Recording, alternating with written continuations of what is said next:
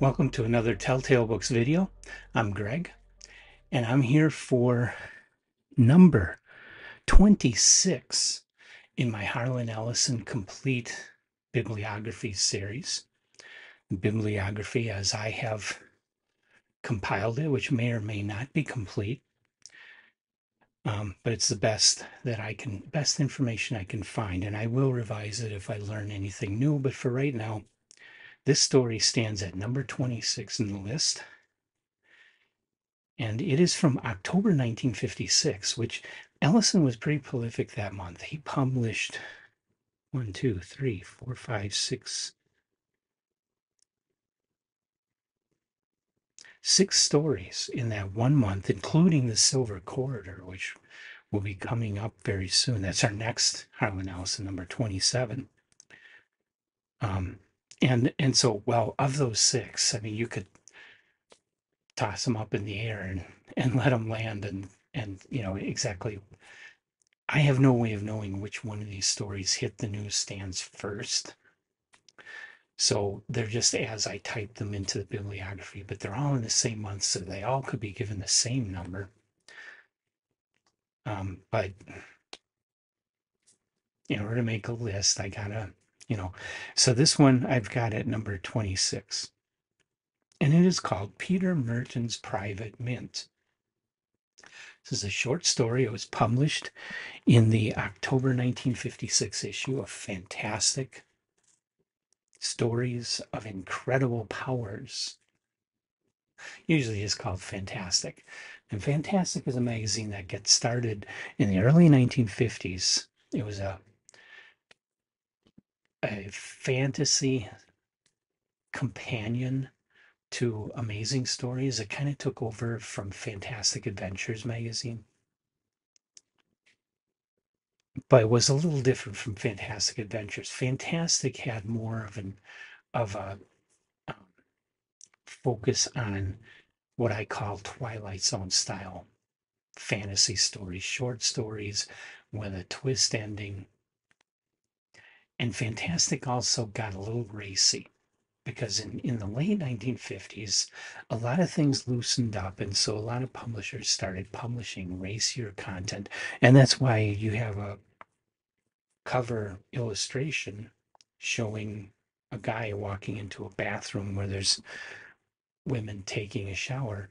Um, you know, they have curtains and towels in front of them, but you get the idea that it's a guy walking into a room full of naked women. And that's the kind of imagery that the magazine used.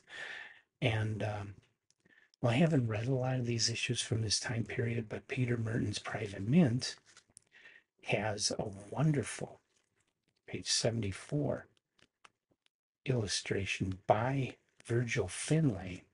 But once again, it gets kind of racy. And well, this is a bad way to show it off. I will take a better photo and superimpose it up here so that you can see. And I'm probably going to use it for the title card. So you've probably already seen it there.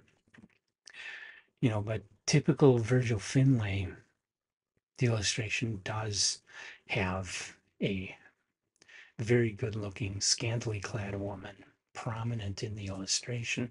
And there is a good looking woman who's a character in the story, but she doesn't get naked. So the story itself is not racy, not at all. And, the illustrative content of the magazine, and this was typical of magazines back then, that a lot of the artwork made it look racier than it really was. The stories were fairly tame, but the artwork made it look extremely sexy. They did that to sell. But the story here of Peter Merton's Private Mint is not any kind of a sex story. What it is Mr. Merton strikes a deal with people from the future. People from the future have invented some kind of time machine that allows them to transfer objects, but they can't send people. And they can only transfer objects if the objects in the distant time that they're going to, are placed inside a completely surrounded by metal environment. So in the case of Peter Merton, he has his office safe. And he had $50,000 in his safe that disappeared over the weekend, and that caused big problems for his employer.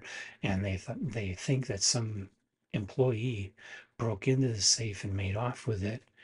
The reality is the people from the future took it as part of their test of connecting up with Mr. Merton. And then they tell him, they send notes back. That's how they converse. They send notes, and the first note tells him that they will send him money if he will go and get current magazines and newspapers and books on current events and put them in the safe for them to transfer. So he does this and he starts getting filthy rich. And his secretary is, of course, 1950s, okay, she, of course, right away loves the fact that he's getting filthy rich. And so she hangs around with him and helps him in this.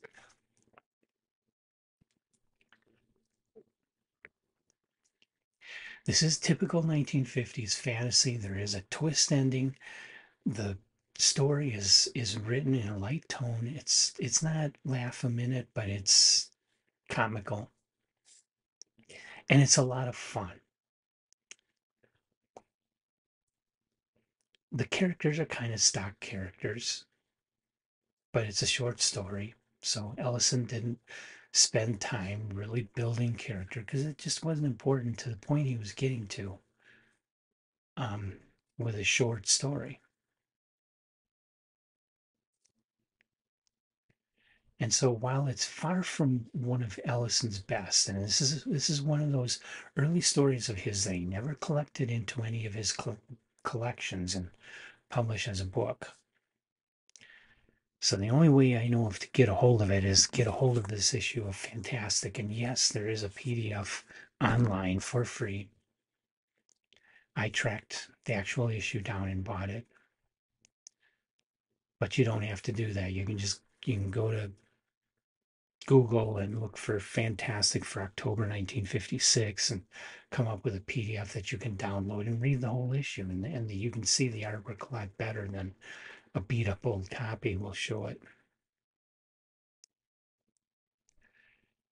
And well, I guess if you're a fan of Harlan Ellison, if you're a diehard Harlan Ellison fan, or you really, really love these kinds of whimsical short stories, short fantasy stories from the 1950s, then this story I would recommend to you. Other people I would probably not recommend it to. It is very 1950s. It is dated. It is not exhibiting even, Harlan Ellison wrote better short stories before he wrote this one. Some of the gangland stories that we've gone over, and a couple of the science fiction ones also have been better stories than this one. But this, I have to say this that I enjoyed this story. It was worth the little bit of investment of time to read it, and so I would recommend it. Just don't expect great things.